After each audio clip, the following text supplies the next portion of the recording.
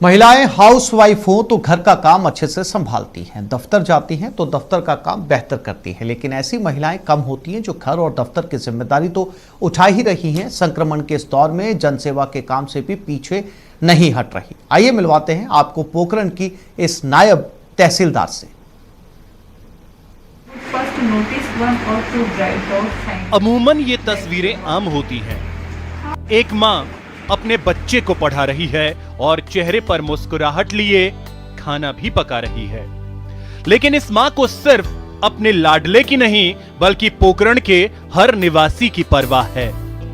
जी हां, ये हैं बंटी राजपूत। जैसलमेर के पोखरण उपखंड कार्यालय में तहसीलदार हैं। जितनी सादगी इनके चेहरे पर है, उतनी ही चमक इनकी कार्यशैली में है। ये मिसाल हैं। परिवार के प्रति परवाह तो आपने देख ली, अब लेडी दबंग का दूसरा रूप देखिए।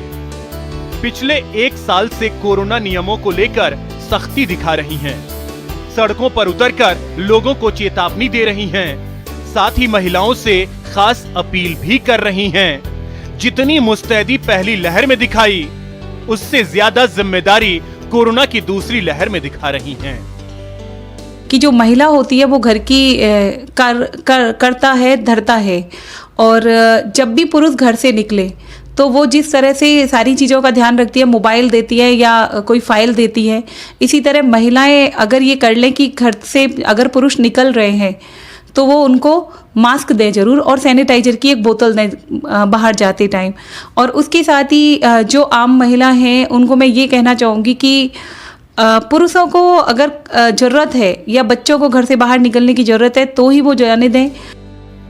बंटी राजपूत सही वक्त पर रोज दफ्तर पहुंचती हैं और वहां का सारा काम निपटा कर निकल पड़ती हैं संक्रमण काल में लोगों तक ये जन जागरूकता का संदेश पहुंचाने।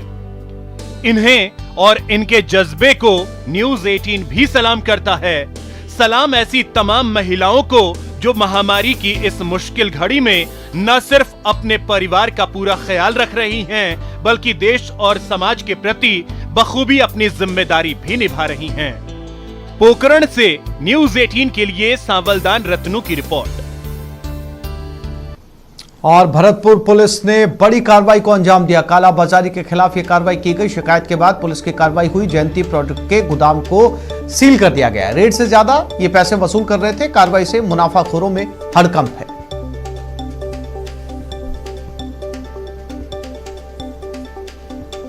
तो भरतपुर में जयंती प्रोडक्ट के गोदाम को सील कर दिया गया। सामान की कीमत लागत से ज्यादा वसूल रहे थे। सरकार लगातार कह रही है कि कालाबाजारी को लेकर किसी को बख्शा नहीं जाएगा। इसके लिए सरकार ने टोल फ्री नंबर भी जारी किए। अगर कोई सामान की कीमत लागत मूल्य से ज्यादा ले रहा है, एमआरपी से ज्यादा ले रहा है, तो कस्टमर केयर पे कॉल किया जा सकता है। टोल फ्री नंबर पर कॉल किया जा सकता है। सरकार को बताया जा सकता है।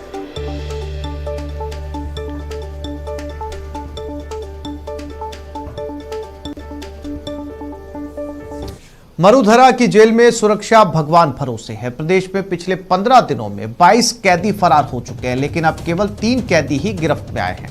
पहले जोधपुर, फिर झुंझुनू और अब बीकानेर। बीकानेर के नोखा में कंबल की रस्सी बनाकर जेल तोड़कर 5 कैदी फरार हो गए। वहीं जोधपुर के फलौदी में जेल ब्रेक करके 16 कैदी फरार हो गए। उसके बाद झुंझुनू में अस्पताल में मेडिकल करवाने गए पुलिस सुरक्षा में एक कैदी भागने में सफल हुआ। तो राजस्थान में लगातार कैदियों के भागने का सिलसिला जारी है।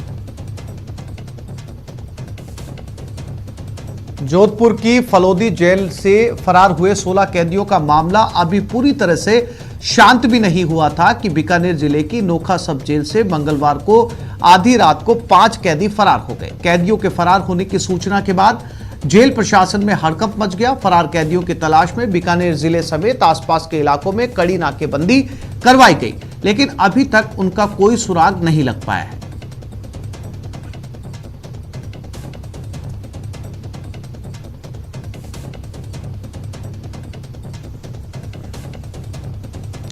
कोरोना के कहर पर लगाम लगाने के लिए करौली एसडीएम ने